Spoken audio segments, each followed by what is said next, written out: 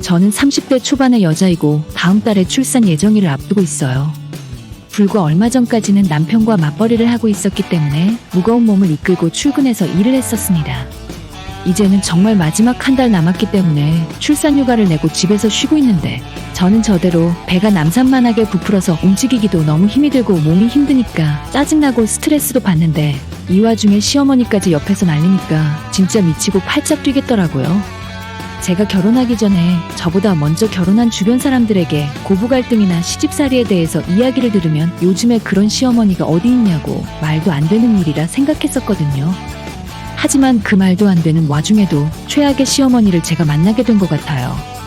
지금은 제가 출산휴가를 받고 집에서 몸조리하며 쉬고 있지만 저는 대학 졸업하고 지금까지 쭉 한 회사만 다니고 있었습니다. 아이 낳고 육아휴직 2년 끝내고 나면 그때부터 다시 직장에 복귀해서 일을 할 계획이에요. 제 연봉은 작년 기준으로 3,800만 원 정도였고 남편은 5천이 살짝 넘는 정도입니다. 얼핏 보면 괜찮아 보이지만 전부 세전 기준이고 세금 떼고 실제 받는 돈으로 따지면 그냥저냥 먹고 사는 정도예요. 남편과 저는 재작년에 결혼했고 신혼 때부터 지금까지 큰 문제 없이 사이좋게 잘 지내고 있습니다. 결혼하기 전에 연애를 3년 조금 안 되게 했었는데 이 사람과는 말도 잘 통하고 서로 생각하는 것도 비슷해서 같이 살아도 지겹지 않고 재미있을 것 같더라고요. 사실 프로포즈는 진작에 받아놨었는데 우리 두 사람이 준비가 덜 됐다고 생각해서 프로포즈 받고 나서도 1년 동안 돈을 더 모으고 결혼 준비를 확실하게 한 끝에 드디어 양가 부모님에게 결혼하겠다고 말씀을 드리고 본격적으로 결혼식을 진행했어요. 원래 저희들은 다른 평범한 커플들처럼 맛있는 것도 먹으러 다니고 데이트하면서 돈을 많이 쓰고 있었는데 프로포즈 받고 결혼을 준비하기로 한 뒤로는 정말 자린고비처럼 한 푼 한 푼 아끼면서 결혼하기 위한 돈을 모았습니다. 그 덕분에 저희 결혼할 때 두 사람의 돈을 합치니 정말 다행스럽게도 넓고 오래되긴 했지만 25평짜리 아파트를 저희 부부 명의로 사서 결혼할 수 있었어요. 물론 절반 정도는 대출이었지만 양가 부모님의 손을 하나도 빌리지 않고 오직 남편과 제가 모은 돈만으로 집을 사고 거기에 결혼식 비용과 혼수까지 전부 다 할 수 있었죠. 저희 친정에는 제 위로 언니가 하나 있고 밑으로 남동생이 하나 더 있어서 저희가 결혼할 때 부모님에게 손을 벌린다면 경제적으로 큰 부담을 지울 것 같더라고요. 그래서 예전부터 결혼은 무조건 저희 스스로 돈 벌어서 하기로 마음을 먹었었고 제가 부모님에게 제 힘으로 알아서 하겠다고 말씀드렸을 때도 배견해 하셨어요. 한 푼도 받지 않기로 했었지만 저희가 신혼여행 다녀와서 친정에 인사드리러 갔을 때 친척들을 비롯해 신부 측으로 들어온 축의금 1,800만 원 전액을 저보고 다 가져가라 하셔서 그 돈도 유용하게 살림에 보탰습니다. 남편과 저는 정말 천생연분이라는 말이 떠오를 만큼 사소한 것 하나하나 잘 맞고 생각이 잘 통했는데 역시 결혼은 현실이었고 저희 결혼 생활의 가장 큰 문제는 다름 아니라 시어머니였습니다. 결혼식을 한 달도 남겨두지 않았을 때 시어머니가 저를 따로 조용히 부르시더라고요. 우리 아들한테는 말하지 말고 이번 주말에 조용히 나 좀 보자. 뭔가 쎄한 느낌이 들어서 가고 싶지 않았지만 콕 찍어 부르시니 무시할 수도 없었어요. 그렇게 조용한 카페에서 시어머니를 따로 만났는데 역시나 안 좋은 예감은 절대 틀리는 적이 없었습니다. 어머님께서 하시는 말씀은 아무리 너희들끼리 하는 결혼이라지만 어떻게 시댁 친척들에게 아무런 인사도 안 하고 덜컥 결혼할 수 있냐 하더라고요. 나한테는 아무것도 안 해도 정말 상관없어. 그런데 결혼이라는 게 너희들 생각처럼 그리 간단한 문제가 아니야. 집안 대 집안이 만나서 새로운 한 가족이 되는 건데 아무리 니들끼리 결혼한다고 해도 친척들에게 기본적인 인사는 드려야지. 그 말인즉슨 남편의 큰집과 고모님네 집 그리고 외삼촌네에 이불 한 채씩은 해서 보내야 하고 나이 어린 시댁 사촌 조카들에게는 용돈 봉투 하나씩 보내고 대학 졸업하고 취업 준비하고 있는 신우에게는 하다못해 노트북이라도 하나 사줘야 한다고 말씀하셨어요. 너한테만 하라는 것도 아니야. 일단 너가 먼저 우리 집에 인사를 하면 나도 적당히 너희 부모님이랑 친척분들에게 똑같이 답례로 인사를 드릴 거야. 사실 저희 부모님은 그런 이불 같은 거 전혀 필요 없으시고 저희 쪽에는 마땅히 선물 받을 친척들이 없어서 무조건 제가 손해보는 기분이었어요. 괜히 결혼 전에 한참 돈 들어갈 곳 많고 머리 아픈데 쓸데없는 짓을 한다는 생각에 싫더라고요. 저는 이미 예산이 딱 짜여져 있었고 당시에는 축의금이 들어오기 전이라서 여윳돈도 거의 없을 시기였는데 어머님이 말씀하신 간단한 인사치레 하는 정도로 수백만 원은 그냥 깨질 것 같았습니다. 시댁 큰집 친척들이건 사촌 조카들이건 누구건 간에 저는 얼굴 한번 본 적 없는 사람들이고 솔직히 결혼하고 나서도 살면서 몇 번이나 만나겠어요? 정말 돈이 너무 아까워서 그런 일로 돈을 못 쓸 것 같더라고요. 어머님, 저희 부모님은 이불이나 그런 것들 전혀 필요 없으실 것 같은데 그냥 서로 했다 치고 넘어가는 것이 어떨까요? 만약 어머님이 꼭 해야 한다고 말씀하시면 오빠한테 이야기해서 오빠 돈으로 하라고 할게요. 저는 한 번도 본 적 없는 분들인데 제 돈으로 인사하라는 건 좀 이상한 일인 것 같아요. 제 이야기에 어머님은 노발대발 역정을 내시면서 사람 많은 카페라는 것도 순간 잊으시고 큰 소리를 치시더라고요. 너는 어쩜 그리 남일처럼 얘기할 수 있니? 결혼하고 나면 한 식구야. 사촌들을 어떻게 남처럼 얘기할 수 있어? 너 그렇게 생각하고 있으면 큰 착각하고 있는 거야.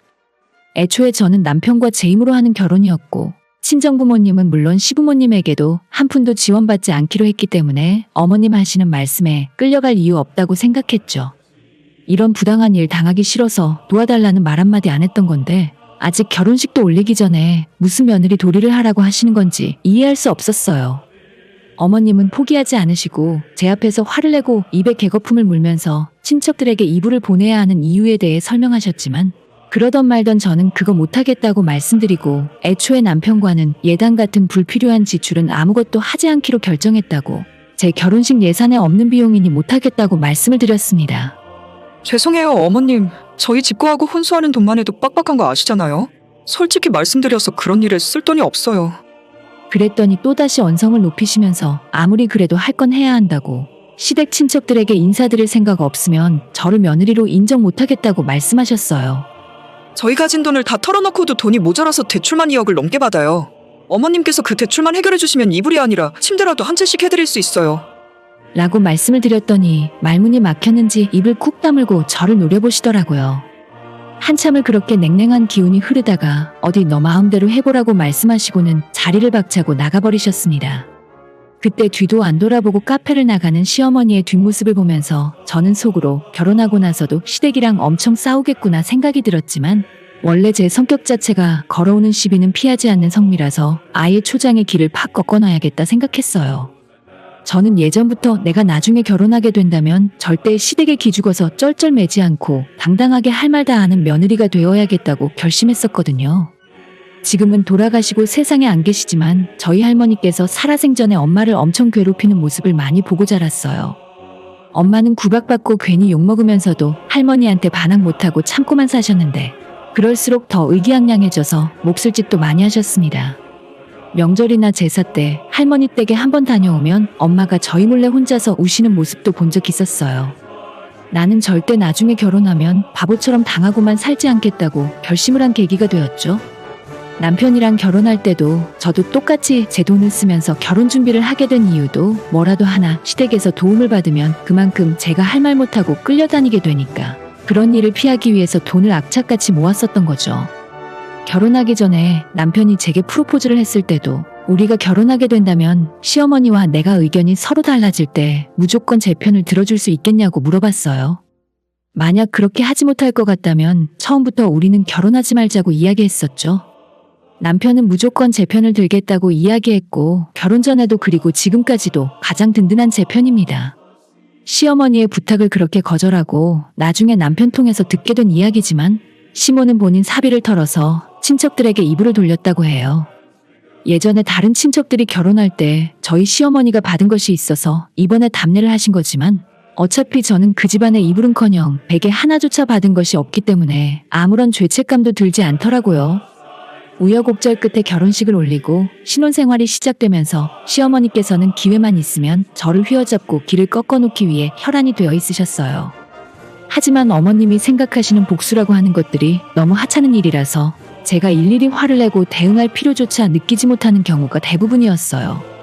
그래도 제 생각에 이거는 조금 선을 넘는구나 싶을 때는 참지 않고 따박따박 받아치는데 그때마다 시어머니 혈압 올라가는 소리가 제 귀에 들리는 것 같았습니다.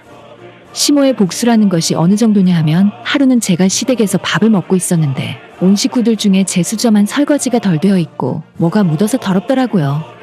고춧가루도 묻어있는 것이 도저히 비위가 상해서 밥을 먹을 수 없을 것 같길래 수저통에 있는 새 걸로 바꾸려고 했는데 시모가 뭘 그런 걸로 유난을 떠냐면서 더러운 것도 아니니까 대충 먹으라 하셨어요. 그냥 먹으려고 해도 커다란 고춧가루가 달라붙어 있는데 그 숟가락으로 어떻게 밥을 먹어요? 어머님이 괜찮다고 하니까 저는 제 옆에 앉아있던 남편 숟가락이랑 바꿔버렸어요. 그 전까지는 저보고 그냥 먹으라고 빽빽우기던 시모가 자기 아들 앞에 고춧가루 묻은 숟가락이 놓이자마자 저를 한번 째려보더니 새 걸로 바꿔주더라고요. 그 이후로도 밥 먹는 내내 저를 째려보고 있었지만 이미 그런 사소한 건 무섭지도 않았어요. 하지만 시어머니가 정말 불같이 화를 내고 예민하게 구는 일이 있었는데 그건 바로 용돈 문제였습니다. 결혼하기 전까지는 저희 남편이 시어머니에게 매달 30만 원의 용돈을 드리고 있었고 반면에 저는 친정부모님에게 명절이나 생신 때 같은 기념일만 챙기고 있었어요. 그런데 우리 두 사람이 결혼을 하고 나니까 시어머니는 계속 매달 용돈을 받길 원하셨고 저희 친정부모님은 용돈이 필요 없다며 거절하시더라고요. 하지만 한쪽만 주고 한쪽을 아예 안 줄 수는 없는 노릇이라 결혼 이후 남편과의 대화 끝에 양쪽 모두 공평하게 20만 원씩 드리기로 결정했어요. 남편이 결혼 전 시모에게 드리던 용돈은 30만 원이지만 양쪽에 30만 원씩 드리기에는 너무 부담스러웠고 우리 입장에서는 20만 원씩 매달 40만 원 나가는 용돈만 해도 결코 적지 않은 돈이었습니다. 사실 친정부모님이 용돈 필요 없다고 말씀하셨을 때 양쪽 모두 안 주는 쪽으로도 생각을 했었는데 남편이 결혼 전 몇 년 동안이나 용돈 드리며 살았다는데 하루아침에 딱 끊어버릴 수도 없더라고요. 저는 그래도 시어머니 생각해서 20만 원이라도 드리기로 마음먹었는데 그것 때문에 완전히 한번 뒤집어지는 일이 있었습니다. 시부모님 모시고 다 같이 저녁 식사를 한 적이 있었고 남편과 시아버지는 잠시 볼 일이 있어서 다른 곳에 들렀다가 집으로 오는 상황이었어요. 저와 시어머니만 남아서 시댁 쪽으로 걷고 있었는데 어머님이 먼저 제게 따지듯 말씀을 하시더라고요. 너가 내 아들한테 용돈 줄이라고 했냐? 당연히 저도 이 순간을 위해 준비한 말이 있었습니다. 어머님, 저희 집 살 때 받은 대출금도 갚아야 하고 이제 곧 아이 낳으면 제가 육아휴직도 해야 하는데 앞으로 돈 들어갈 일 투성이에요. 지금부터 한 푼이라도 아끼고 살아야지. 안 그러면 어떻게 될지 모르겠어요. 하지만 시어머니는 제 말을 한 귀로 듣고 흘려버리더니 아무리 그래도 그렇지 어떻게 내 아들이 주던 용돈까지 줄여버릴 수 있냐면서 투덜투덜거리셨죠. 제가 용돈 10만 원 줄였다고 해서 시댁 생활이 당장 어려워질 정도는 아니거든요. 아직 시아버님도 일을 하고 계시고 솔직히 말해서 남편이 시부모를 먹여 살려야 하는 정도라면 제가 이 결혼을 순순히 했겠습니까? 남편한테 그냥 너는 너희 부모 모시고 살라 하고 결혼을 포기했었겠죠. 충분히 시댁 생활비는 아버님 벌이로도 해결 가능한 상황인데 어머님이 따로 받는 용돈은 순전히 본인을 위해 쓰시는 것 같았어요. 저라고 왜 착한 며느리, 용돈 많이 주는 좋은 며느리 역할을 안 하고 싶었겠습니까? 로또라도 당첨되고 제 통장에 수십억이 있으면 매달 양가 부모님에게 100만 원, 200만 원씩 용돈 드릴 수 있어요. 하지만 제가 그럴 수 있는 상황이 아니잖아요? 저희도 완전 서민이고 은행 대출 갚고 적금 빠져나가고 나면 월급날에도 치킨 한 마리를 먹을까 말까 몇 번이나 고민을 해야 하거든요. 그런데 이 와중에 시어머니 놀고 먹으라고 30만 원씩 보내드리기는 결코 쉬운 일이 아니죠. 제가 어머님의 푸념을 듣고 있다가 하도 답답한 마음에 어머님께서는 어머님이 받으시는 용돈만 생각하시는데 저희가 어머님한테 30만 원씩 드리면 제 친정부모님한테 똑같이 30만 원 드려야 하잖아요. 저희 형편에 어떻게 매달 60만 원을 용돈으로 지출할 수 있겠어요? 라고 말씀을 드렸더니 삐져서 투덜거리던 시어머니가 눈을 크게 치켜뜨고는 왜 너희 부모한테 용돈을 주냐면서 어처구니 없다는 듯 말씀을 하셨어요. 시댁이랑 친정이 같니? 게다가 너희 부모님은 먹고 사는데 큰 문제 없잖아. 똑같이 일을 해서 돈을 벌어도 내 아들이 너보다 훨씬 많이 벌어올 텐데 왜 네 맘대로 너희 집에 용돈을 주고 있냐? 아니, 제가 남편보다 돈을 적게 버는 건 사실이지만 그렇다고 친정의 용돈까지 적게 드려야 하는 겁니까?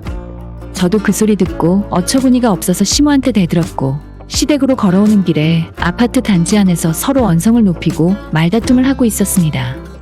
남편과 시아버지가 볼일을 마치고 집으로 들어오다가 저희 두 사람이 소리를 지르며 싸우는 모습을 보고 황급히 달려와서 떼어놓더라고요.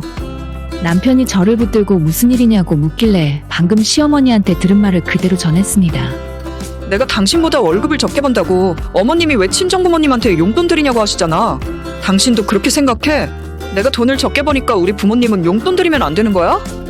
그 말을 들은 시아버지는 어처구니가 없다는 듯 저와 시어머니를 번갈아 쳐다보셨고 남편은 한숨을 한번 크게 쉬더니 시어머니한테 대체 왜 그러냐고 따졌어요. 엄마, 예전에는 결혼할 며느리감 데려오라고 그렇게 난리를 치더니 이렇게 괴롭히고 못 살게 굴려고 그러셨어요? 시모는 믿고 있었던 아들이 자기 편을 들어주지 않자 큰 충격을 받았는지 길바닥에서 엉엉 울면서 아들 키워봤자 소용없다고 대성통곡을 하시더라고요. 그 모습에 시아버지가 동네 창피하게 이러지 말라며 강제로 시모를 데리고 집으로 들어가 버리셨죠.